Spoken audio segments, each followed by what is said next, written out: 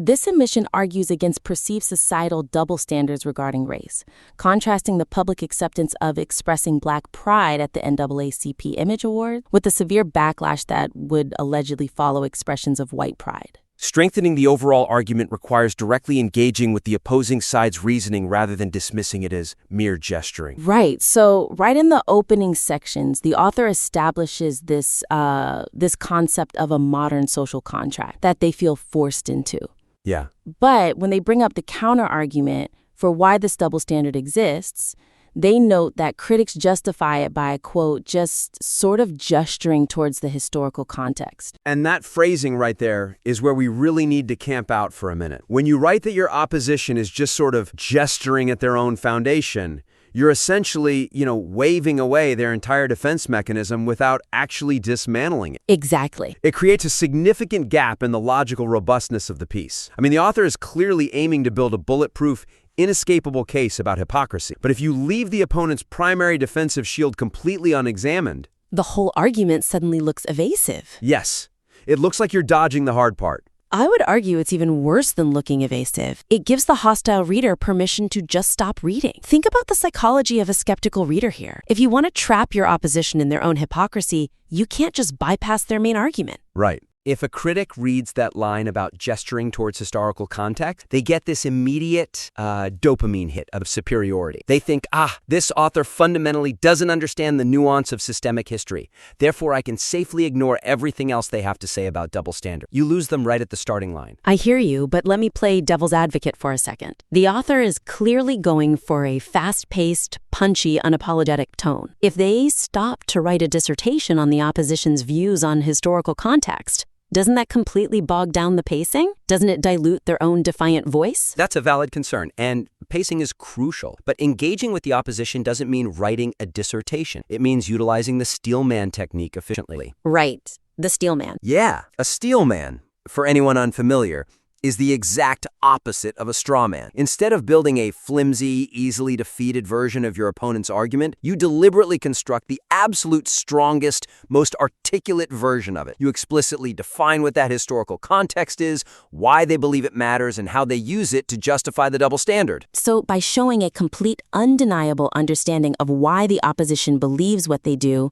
the subsequent teardown becomes much more persuasive. Infinitely more persuasive. It becomes impossible to ignore, because the author has just proven they fully comprehend the terrain. You strip the critic of their favorite excuse, which is usually, you just don't get it. You're telling them, no, I get it perfectly. I can articulate your argument better than you can, and it's still wrong. Let's figure out how to actually execute this in the text. If I were editing this piece, here is exactly how I'd rewrite that sentence to implement the steelman without losing the author's edge. Instead of saying, critics are just sort of gesturing, you explicitly state their best case. What would that look like? You could write something like, critics argue that statements like, I love being Black, are necessary expressions of solidarity meant to overcome centuries of systemic oppression, whereas statements like, I love being white, are historically associated with dangerous assertions of supremacy. That's a fantastic, lean way to do it. It takes one sentence. You haven't ruined the pacing, but you've locked the door behind the reader. Now, the critical next step.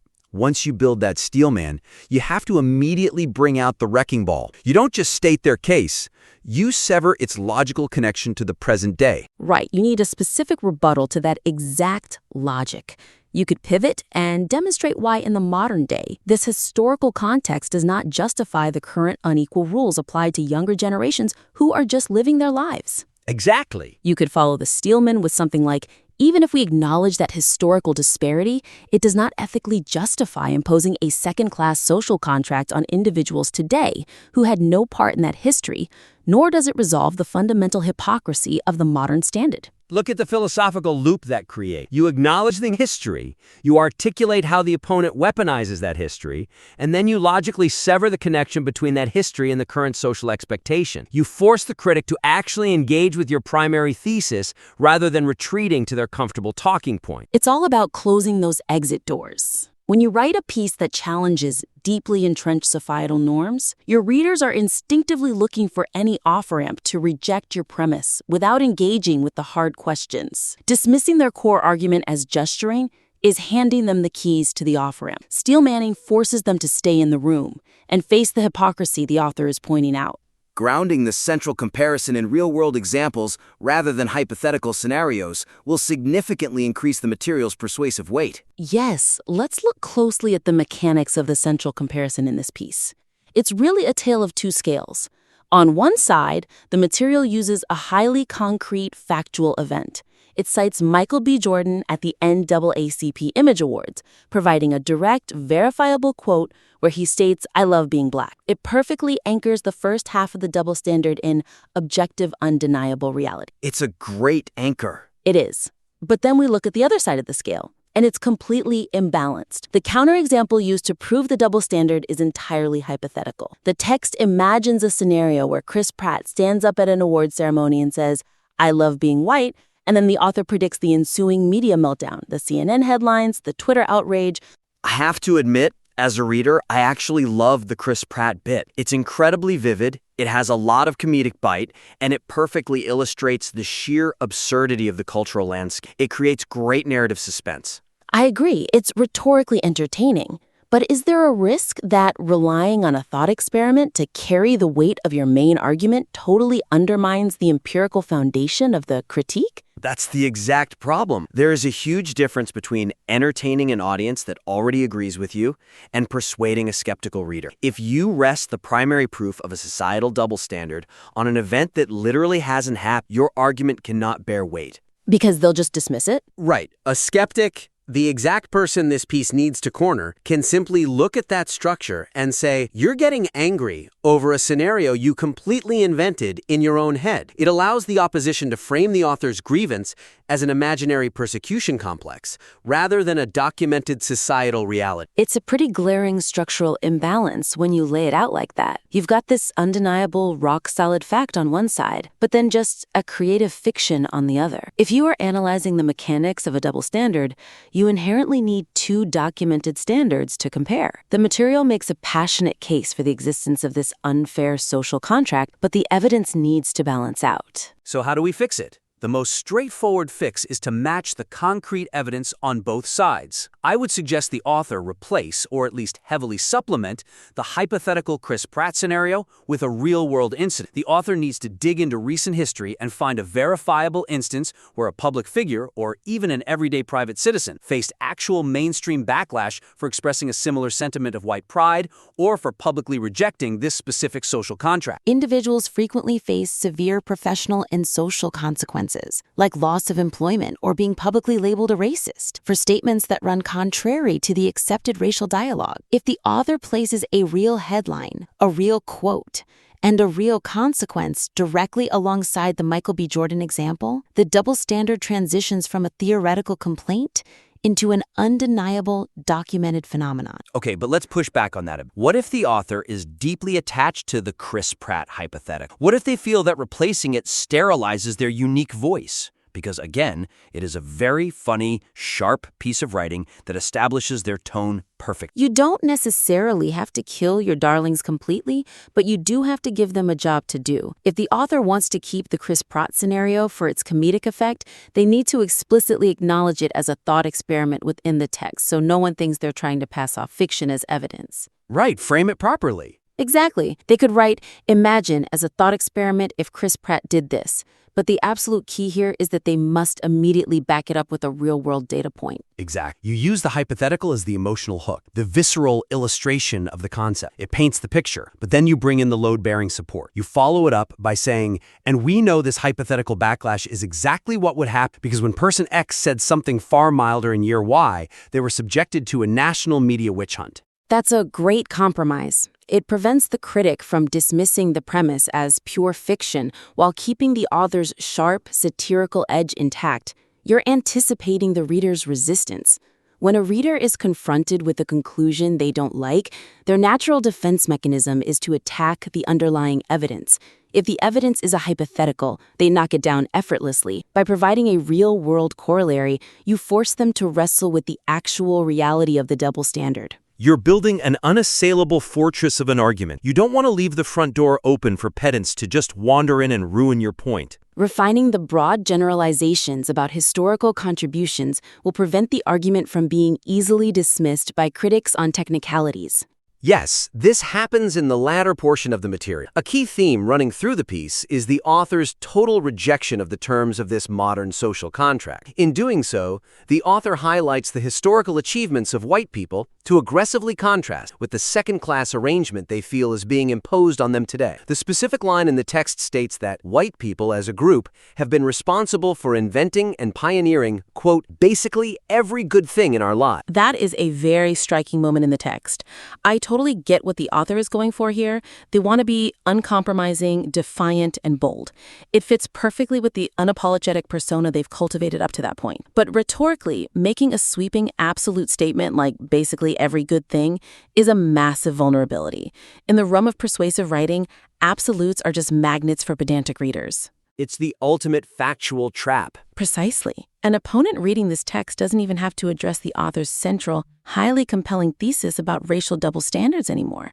They don't have to defend the hypocrisy of the NAACP Image Awards versus the hypothetical Chris Pratt backlash. Instead, they only need to point out a single non-white invention. They just say, well, actually, what about the concept of zero? What about paper? What about the compass? And suddenly, the entire conversation is derailed. It's what we call the pedantic detour. You never want to give a hostile reader an easy off-ramp from your main argument. By claiming basically every good thing, the author inadvertently invites a historical debate about the origins of global technology, which is entirely secondary and frankly irrelevant to the actual point being made about modern moral hypocrisy. Right. The reader stops thinking about this social contract and starts mentally compiling a Wikipedia list of historical inventions just to prove the author technically wrong. So the goal here isn't to water down the author's voice or make them sound timid. We want to maintain that confident, defiant tone, but we must do so without creating these unnecessary factual traps. We need to tighten and calibrate the phrasing so it is bulletproof. A practical way to rewrite this would be to assert the positive contributions in a way that is historically unassailable. Instead of the sweeping absolutes, modify the phrasing to a highly defensible but equally strong statement. Think about phrasing it this way. Instead of inventing and pioneering basically every good thing in our lives, change it to historically responsible for foundational contributions to modern Western institutions and technology. That's a subtle but incredibly powerful shift. Foundational contributions to modern Western institutions is a statement of general historical consensus. It retains the pride and the assertion of value that the author wants to clearly convey, but it removes the absolute every good thing, which triggers the reader's defensive reflex. It doesn't invite a debate about who invented paper in ancient time. It's focused, and it's unassailable. Let me offer another angle on how to fix this, because there's always more than one way to solve the problem. If we apply this to the broader text, another highly effective approach would be to frame this specific argument entirely around the rejection of collective guilt, rather than trying to quantify historical output at all. The author could write something like, never mind the fact that white people have an immense history of pioneering and building, yet are expected to accept a second-class citizen arrangement based solely on the negative aspects of history. Oh, I really like that. That might be even better because it perfectly encapsulates the author's core grievance without getting into a measuring contest of historical invention. It highlights the selective memory of the modern social contract. It essentially says, you are focusing exclusively on historical sins while demanding we ignore historical triumphs, and then using that skewed ledger to justify modern double standards. Exactly. It retains all of the author's edge, it aligns perfectly with their stated intent to empower the audience to boldly decline the deal, but crucially, it makes the rhetoric incredibly difficult to attack on a technicality. It shifts the battleground back to where the author has the strongest footing. The author is at their absolute best in this piece when they are pointing out logical inconsistencies in modern social behavior. When you use an absolute generalization about history, you are essentially wandering out of your heavily fortified castle and picking a fight in an open field where you can be easily surrounded by technicalities. By tightening that language, by nuancing the historical claim, the author stays safely behind the unassailable walls of their primary argument, which is the undeniable existence of a hypocritical double standard. It's all about maximizing the impact of the author's defiance. Defiance works best when it is precise. The material has a very clear, resonant voice that is speaking directly to an audience feeling exactly this kind of frustration. By refining these three structural and rhetorical elements, the completeness of the counterargument, the empirical weight of the evidence, and the precision of the historical claims, the piece elevates from a passionate airing of grievances into a surgical dismantling of a cultural norm. I couldn't agree more. The raw material here is incredibly potent. The author is tackling a highly charged, complex cultural issue with an uncompromising perspective. That takes a lot of skill to articulate without losing the narrative thread or alienating the reader. Our goal with this analysis is simply to provide the structural reinforcements necessary to ensure that the author's perspective lands with maximum force and cannot be easily brushed aside by the exact people who need to read it most. Let's briefly synthesize the three main takeaways from today's analysis. First, to ensure completeness and focus, the author should steelman the historical context argument. Rather than brushing past the opposition's main defense as mere gesturing, the text should explicitly define it and systematically dismantle it to trap the critic in the room. Right. Second, to improve structure and flow, the material needs to balance its evidence. Swap the hypothetical Chris Pratt scenario for a real-world equivalent, or heavily supplement the hypothetical with historical data. This matches the concrete reality of the Michael B. Jordan quote with an equally concrete reality of the double standard in action. Perfect. Finally, regarding tone and style, the author should nuance the absolute historical claims about inventing every good thing. By calibrating this language to focus on undeniable foundational contributions or the rejection of collective guilt, the core argument is protected from pedantic distractions while fully preserving the author's unapologetic voice. Intent here. We warmly invite the listener to implement these structural and rhetorical suggestions. Playing with these mechanics, steel-manning your opponents, balancing your concrete evidence, and refining your absolute claims will only make your already strong voice that much more undeniable. We would absolutely love to see how this piece evolves, and we highly encourage you to submit your revised work to the critique again in the future. We are always here to help you push your material to the absolute highest level. Thank you for sharing your work. This concludes the critique.